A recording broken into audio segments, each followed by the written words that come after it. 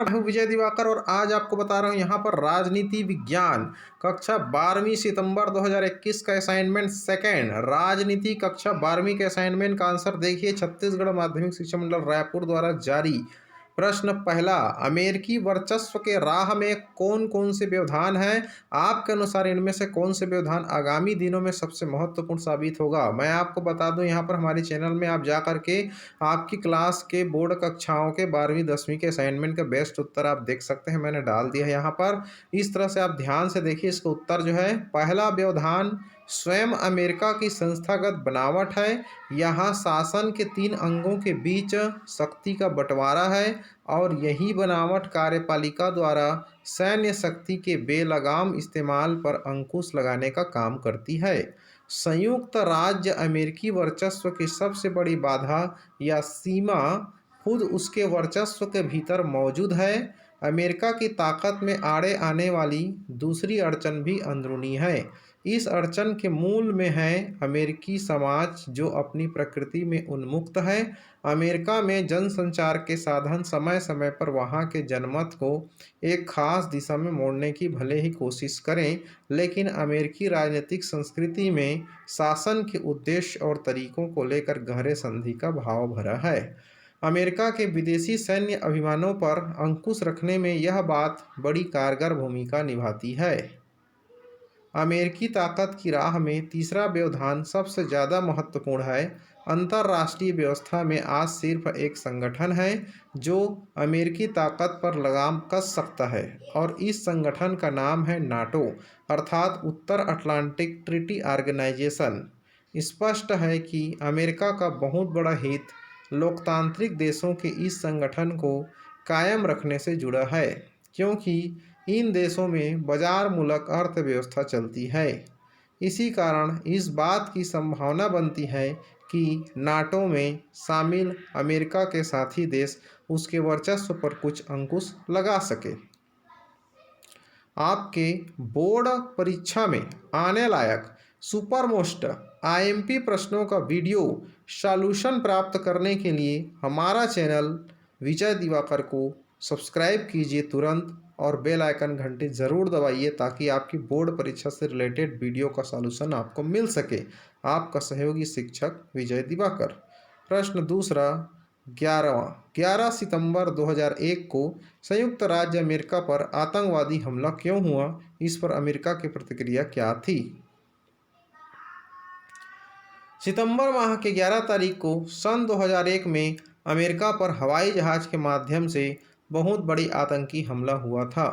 9/11 और आतंकवाद के विरुद्ध विश्वव्यापी युद्ध 11 सितंबर 2001 को विभिन्न अरब देशों के 19 अपहरणकर्ताओं ने 4 अमेरिकी व्यावसायिक विमानों पर कब्जा कर लिया।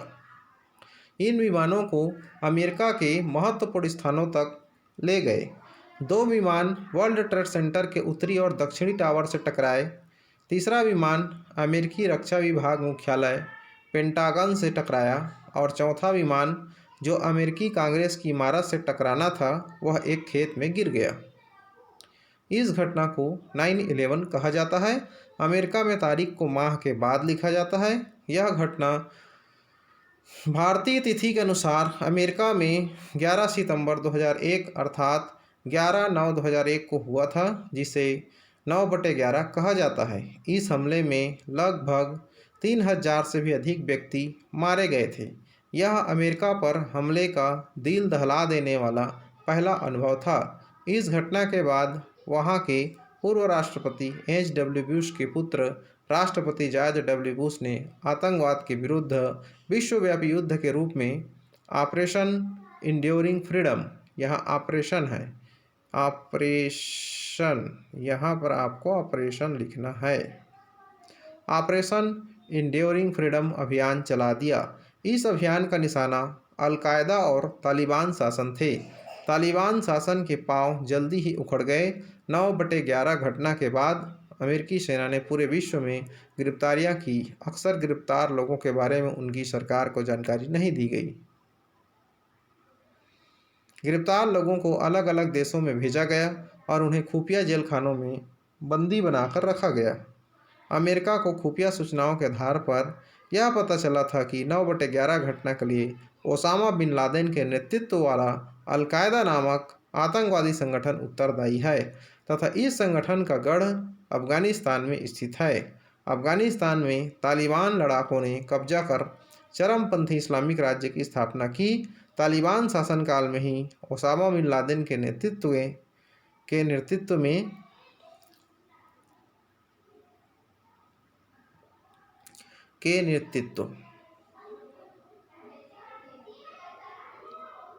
इस्लामिक आतंकवादी संगठन अलकायदा का गठन हुआ, जो विश्व के विभिन्न देशों में आतंकवादी गतिविधियों का संचालन करता था। 9/11 घटना के प्रत्युत्तर में अमेरिका के नेतृत्व में नाटो की सेनाओं ने अक्टूबर 2001 में अफगानिस्तान में सैनिक कार्यवाही आरंभ की, जिसमें अलकायदा के सैनिक ठिकानों को निशाना बनाया गया। अमेरिका सेना के भीषण बमबारी के चलते दिसंबर 2001 के तीसरे सप्ताह तक अफगानिस्तान की तालिबान सरकार का भी पतन हो गया। तालिबान के पतन के बाद से अलकायदा आतंकवादियों ने विभिन्न देशों के अतिरिक्त अफगानिस्तान सीमा से लगे पाकिस्तान क्षेत्रों में शरण प्राप्त कर ली। अमेरिका ने इन आतंकवादियों के सफाए के लिए पायलट सहित विमान ड्रोन से हमले किए। ओसामा बिन लादेन, जो पाकिस्तान के एबटाबाद नामक स्थान पर छुपा था, अमेरिका ने विशेष सैनिक कार्यवाही द्वारा 2 मई 2011 को मार गिराया था। हमारे चैनल के डिस्क्रिप्शन बॉक्स में सभी असाइनमेंट का उत्तर लिंक है, या हमारे चैनल के वीडियो लिस्ट में सभी सब्जेक्ट का आंसर वीडियो मिल जाएगा। आप देख सकते हैं सबसे बेस्ट और सबसे सत्य उत्तर, 100% सटीक आंसर। प्रश्न तीसरा, श्रीलंका की तमिल समस्या के समाधान के लिए भारत के योगदान को लिखिए। आपको पता होगा कि श्रीलंका में अधिकांश लोग भारतीय मूल के तमिल लोग हैं। श्रीलंका की जनसंख्या का लगभग 18% भाग भारतीय मूल के तमिल हैं, जो श्रीलंका के उत्तरी और पूर्वी प्रांतों में बसे हुए हैं। श्रीलंका की स्वतंत्रता के बाद बहुसंख्यक सिंहलियों ने धर्म और भाषा के आधार पर एक नए राज्य के निर्माण के प्रयास शुरू कर दिए, जिसका स्वाभाविक रूप से तमिलों ने विरोध किया। श्रीलंका सरकार ने सिंहलियों के लिए नौकरियों तथा शिक्षण संस्थाओं आदि में सुविधाओं की व्यवस्था की, जबकि तमिलों को इससे वंचित रखा गया। सरकार की तमिलों के प्रति भेदभाव तथा उपेक्षा की नीति ने तमिलों को संगठित किया। 1983 में तमिल उग्रवादियों ने तमिल लिबरेशन टाइगर्स नामक संगठन बनाया। इस संगठन ने हिंसात्मक कार्यवाहियां प्रारंभ कर दी और सरकार से सीधे संघर्ष की ठान ली। 1991 में चुनाव प्रचार के दौरान तमिल उग्रवादियों ने भारत के पूर्व प्रधानमंत्री श्री राजीव गांधी की हत्या कर दी। धीरे धीरे श्रीलंका में जातीय संघर्ष तेज होने लगा और विस्फोटक तथा व्यापक हत्याएं की जाने लगी। सितंबर 2002 में नॉर्वे की मध्यस्थता से श्रीलंका में जातीय संघर्ष समाप्त करने के प्रयास किए गए।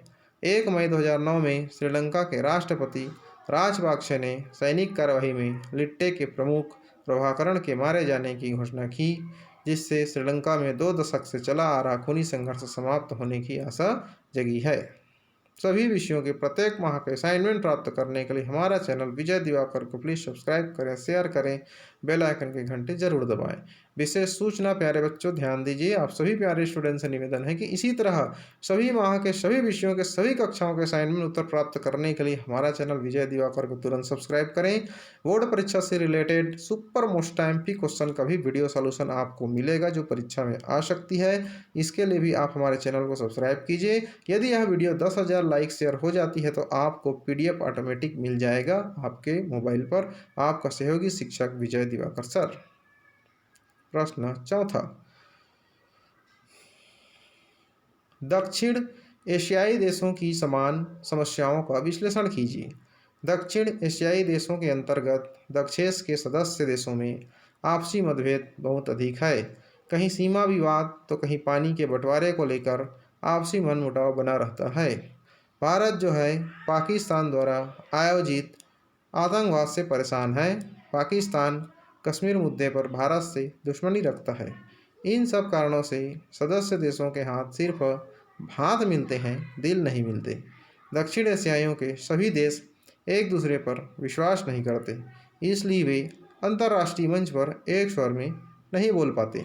आपने टीवी के माध्यम से देखा होगा कि अंतर्राष्ट्रीय मंच पर भारत व पाकिस्तान के बीच सदैव एक दूसरे के विपरीत होते हैं। इनके जो विचार हैं एक दूसरे के विपरीत होते हैं। दोनों ही देश एक दूसरे में कमियां निकालना शुरू कर देते हैं।